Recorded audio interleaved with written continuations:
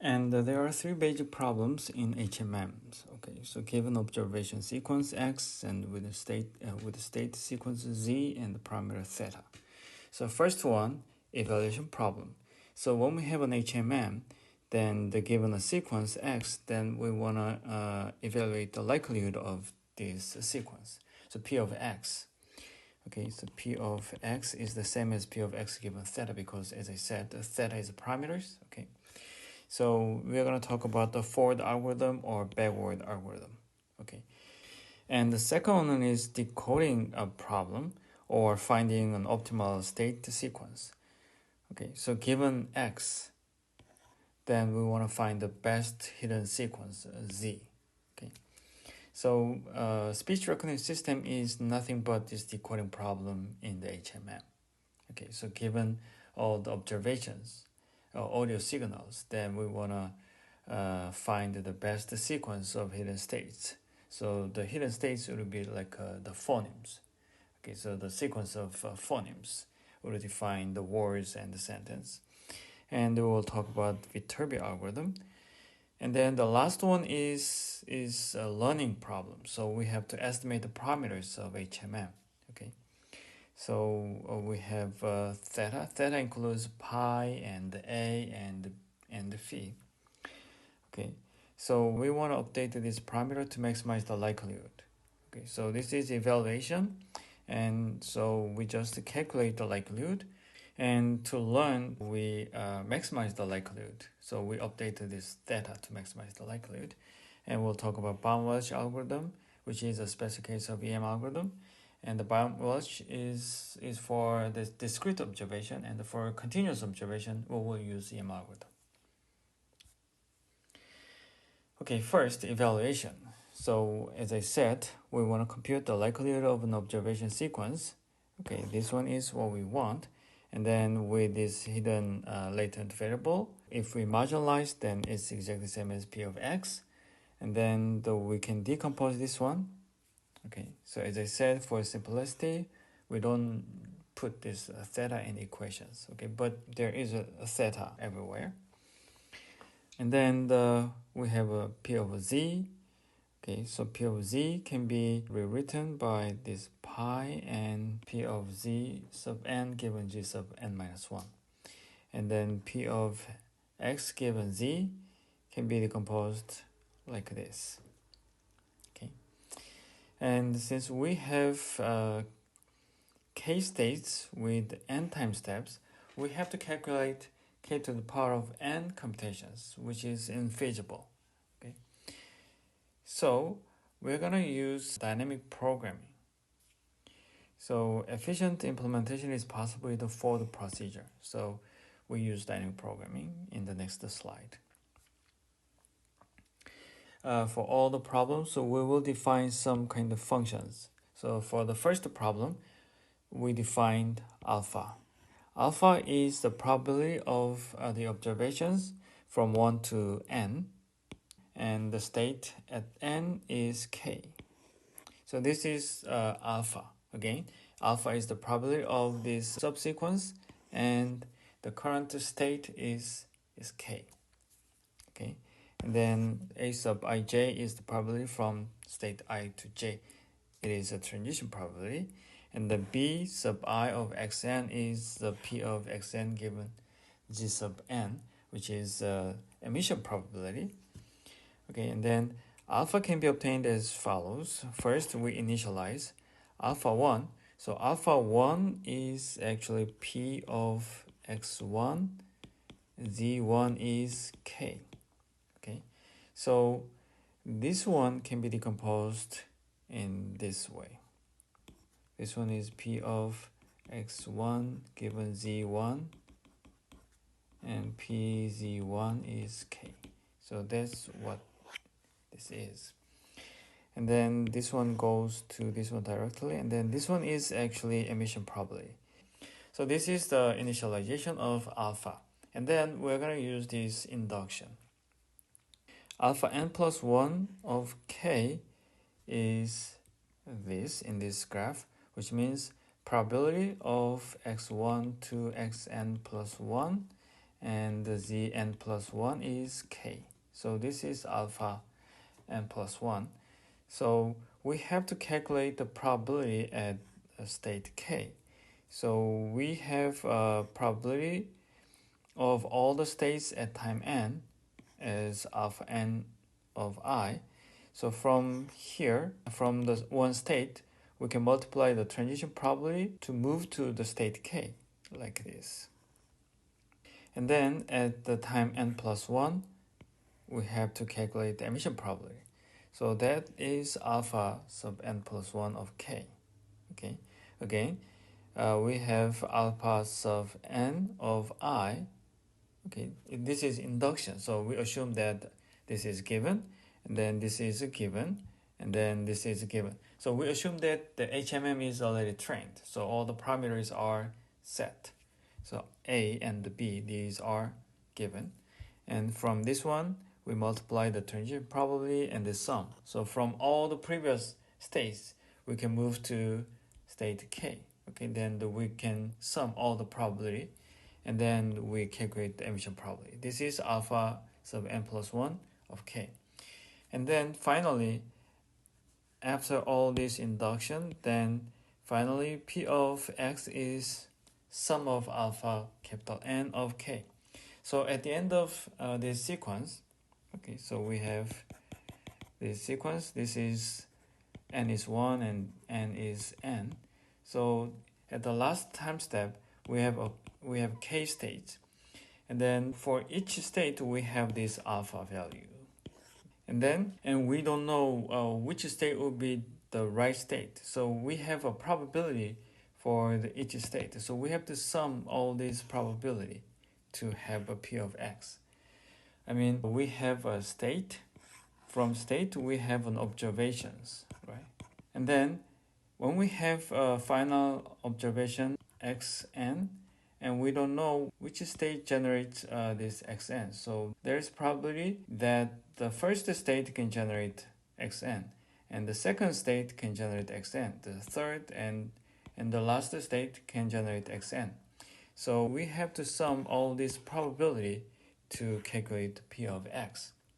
Okay, so this one is feasible. We can calculate this one with k-squared times n operations. So for evaluation, forward procedure is enough. We don't need backward procedure.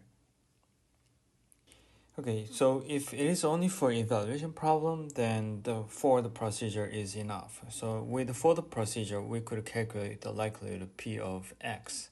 That's it. But we need backward procedure. Okay, so backward procedure can calculate the likelihood too. Okay, either way would be fine. So forward procedure or backward procedure, either way would be fine to calculate the likelihood. But in the decoding problem and in the learning problem, we need both. We need alpha and the beta. Okay, so let's define beta in this way.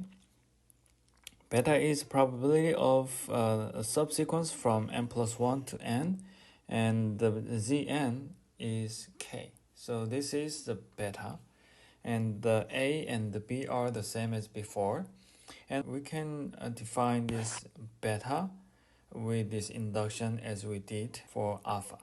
So initially, we can define beta n of k is 1.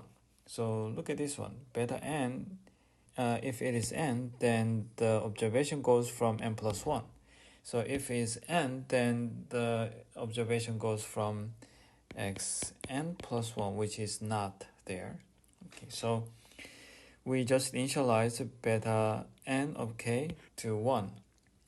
And by induction, as you can see here, we can define beta of k in this way. In beta n, we don't have xn here. Okay, so from here, we multiply this emission probability of xn plus 1. Okay, so now we have xn. So for this one, we have xn plus 1. Emission probability is here. And then we have a transition probability. So that we have a beta n. So it's the opposite of alpha. Okay. And the termination is simple. P of X is the sum of beta k and emission probability. Again, beta 1k does not have x1. Beta 1k is actually p of x2 to xn, and z1 is k. So we don't have x1 here, so we need emission probability x1 from k. So we have to sum them up. So now we have a p of x. Okay, again, as I said, backward procedure is enough to calculate the likelihood, or for the procedure is enough too. But we need both for the second and the third problems. And decoding. So decoding is something like a speech recognition system. So when we have an observations, what is the best sequence? So we want to find the optimal sequence z. And this z should be the best state sequence path, not the concatenation of best state at the current time. Okay, so that's the difference. We'll see that. Okay, and then z maximizes p of z given x.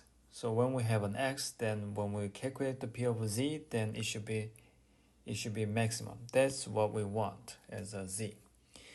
And then as we did, we define another function, gamma. Gamma sub n of k is p of z sub n is k, and x is given.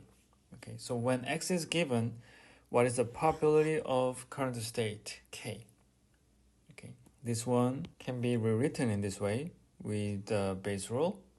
Okay, and then we have a sum here. So I think this is simple. Okay, then consider that alpha is defined in this way and the beta is in this way. Okay, so alpha goes from 1 to n, and beta goes from n plus 1 to capital N, and both have the same kind of state. Okay, then this one, p of x, z sub n, can be rewritten in this way, alpha times beta. Okay, so this one and this one, there is no overlap. Okay, so we can multiply alpha and beta in this way, and then we are at the same state. That's good. And then we have to sum to normalize. This is gamma.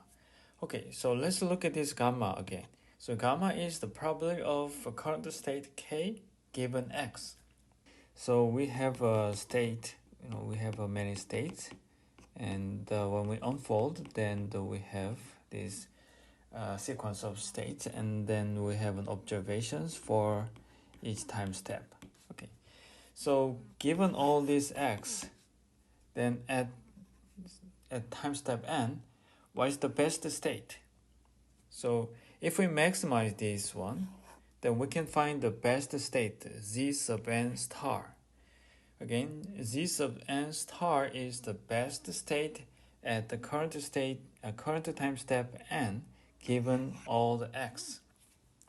Okay, then how about concatenating g sub 1 star, g sub 2 star, g sub n star? How about this one?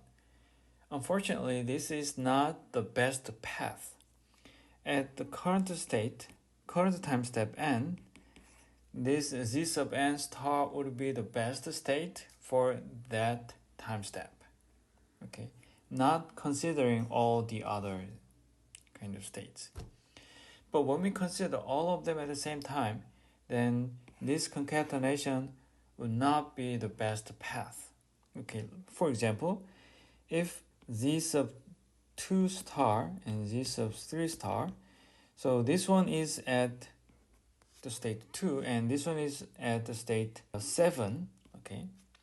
But if the transition probability between 2 and 7 is 0, then we cannot move from here to here. Even though z2 star is 2, which means at time 2, the best state is 2. At time 3, best state is 7, but there is no transition between 2 and 7, which means this cannot be the path, okay? So it's kind of greedy kind of algorithm. So we find the best state at the current time step. For every current time step, we find the best state. But when we concatenate all of them, sometimes it could be, but it may not be the best path. Okay, so let's talk about the Viterbi algorithm to get the best path. Okay, now we want to define another function, delta. Delta is the maximum probability of this hidden state, and the time n, the state should be k, and we have n subsequence. Again, this is the highest probability of a state sequence path up to n, where the state is k. Okay. So with induction, delta n plus 1k is defined by this.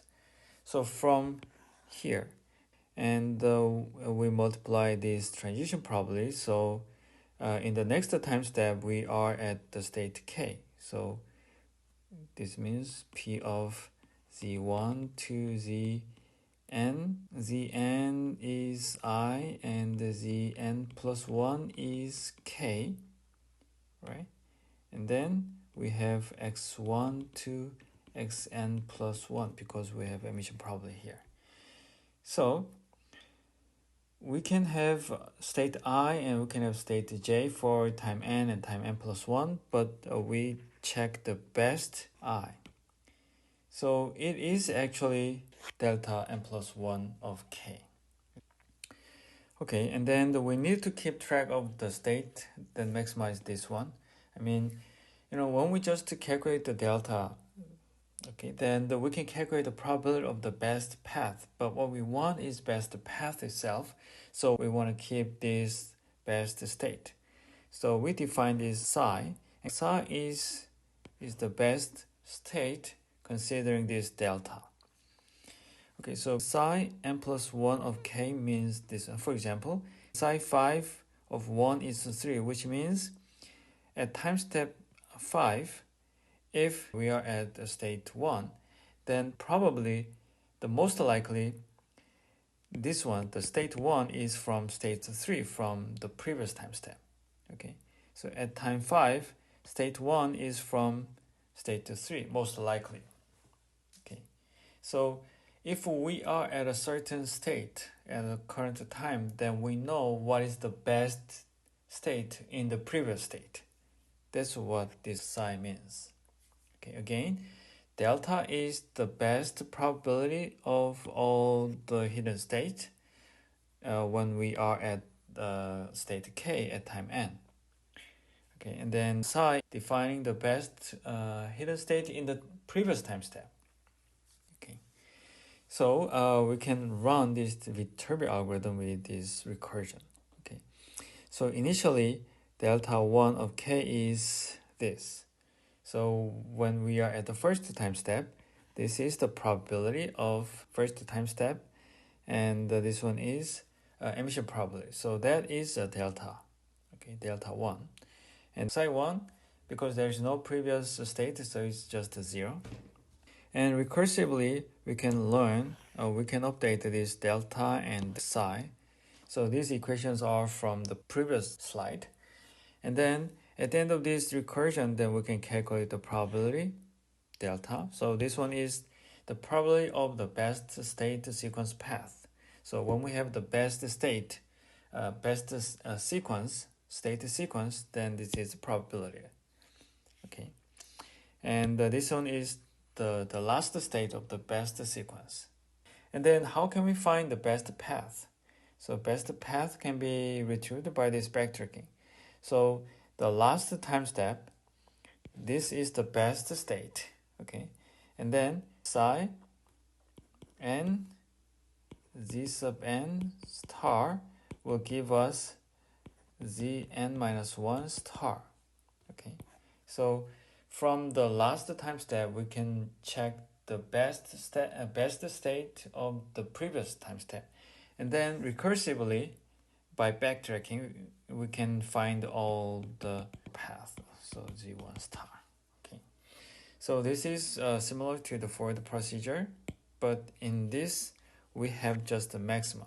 So in the forward procedure, we have to calculate the probability. So we have to sum all the possible probabilities. But in the decoding, we just find the best path. That's what decoding does. And finally, we have to talk about the learning. So in the problem 1 and 2, we have a trained HMM, and then we can calculate the likelihood and we can decode our observations. Now, finally, we have to learn this HMM. So learning is to update the parameter theta. Theta includes pi and a and phi. So pi defines the probability of the state at the first time step. And the a is the transition probability, and the phi defines the emission probability. So we use the b for the emission probability. So we are going to update these parameters to maximize the likelihood. Okay, it can be done by the Baum-Weiss algorithm. And again, we define another function, psi. And psi sub n of I, j is probability of, like this. At time n, the state is I, and at time n plus 1, state is j, given the old observation.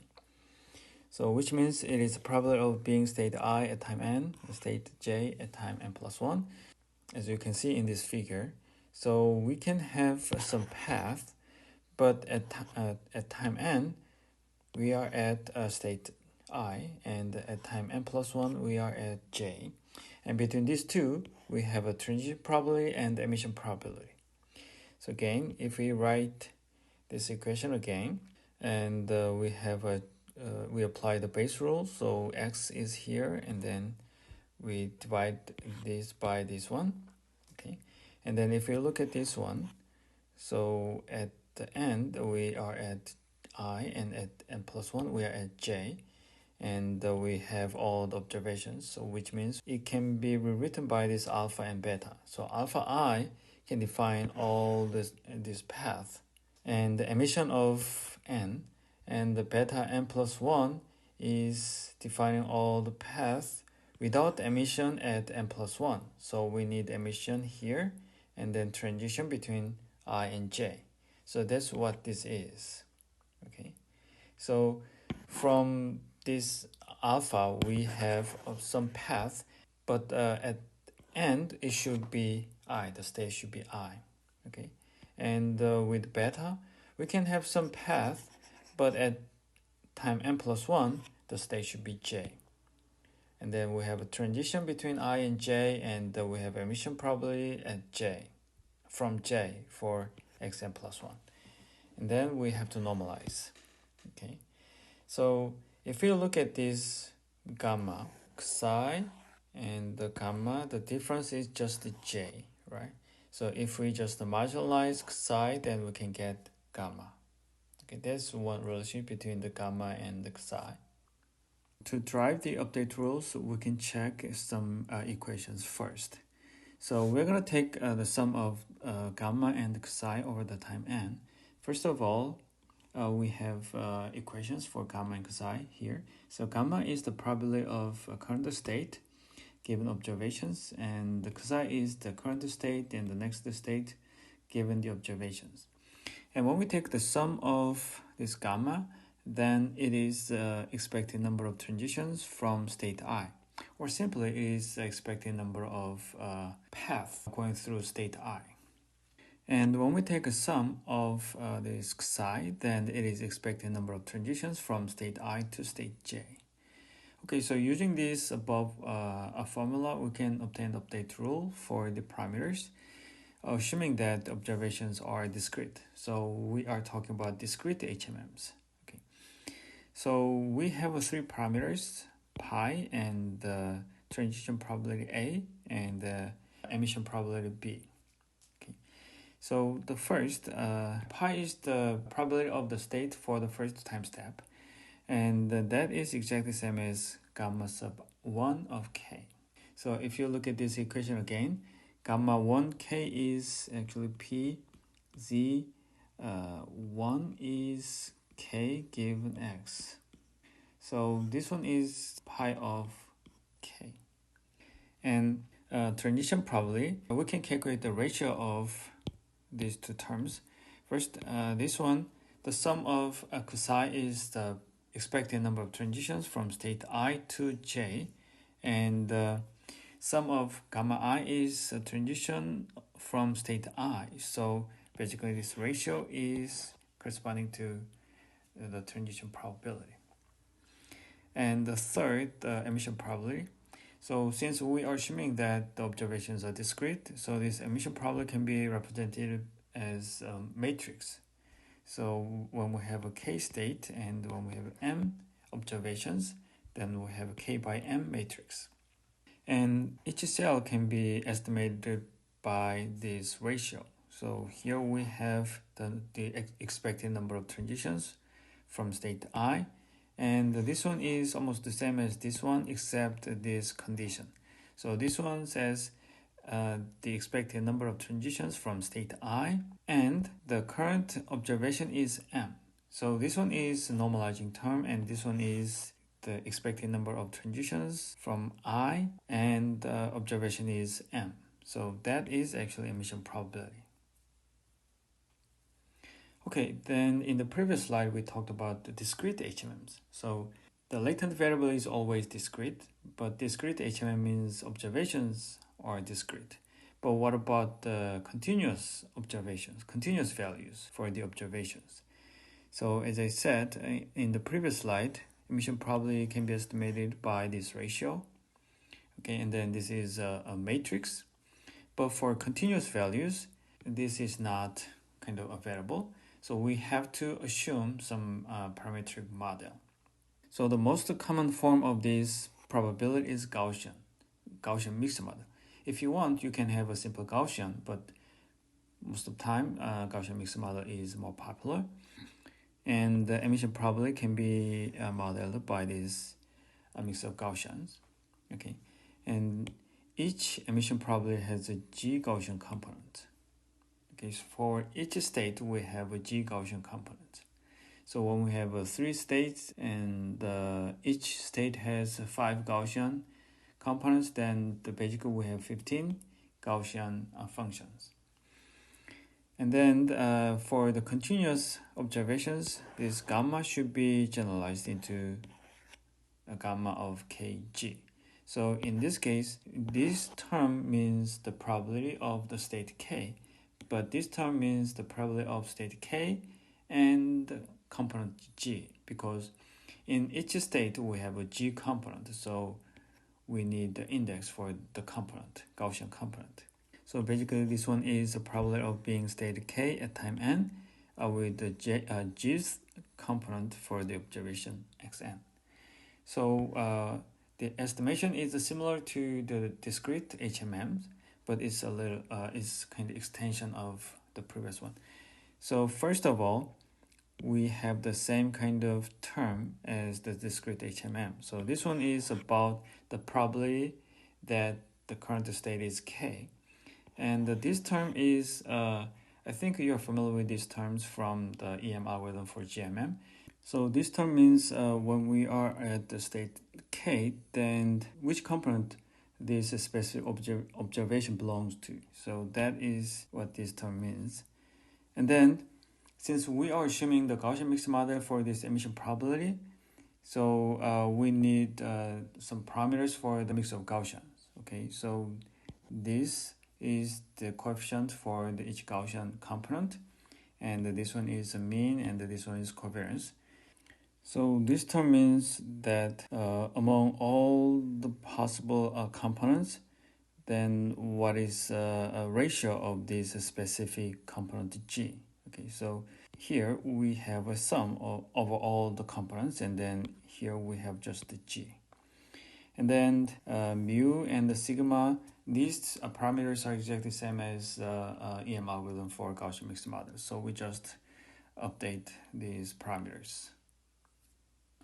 Okay, and simply these update rules are based on the EM algorithm. So if you look at these terms, okay, observation sequence X as an observed data and the state sequence Z as an hidden or missing data, then the P of X is a likelihood of incomplete data, and P of X, Z is a complete likelihood.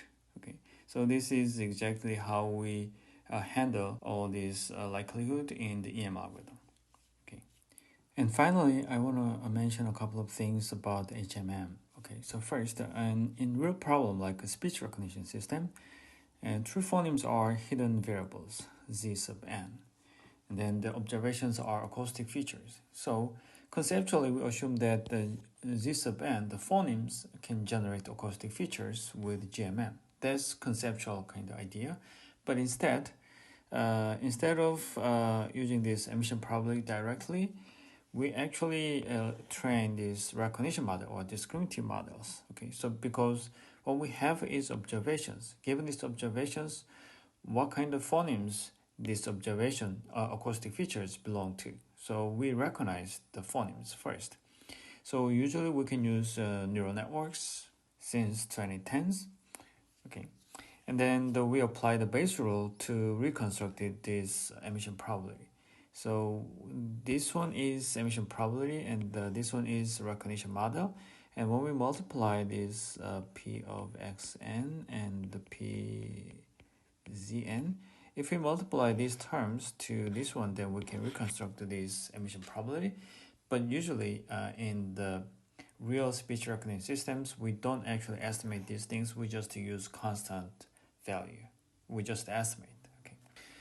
And recently, in many sequential data modeling tasks, deep learning has been actively replacing HMMs. So there are many neural network architectures like recurrent neural networks, convolutional neural networks, or transformer, and etc. etc. There are many neural networks, and they have a continuous hidden states. It's more powerful, so they have more expression power.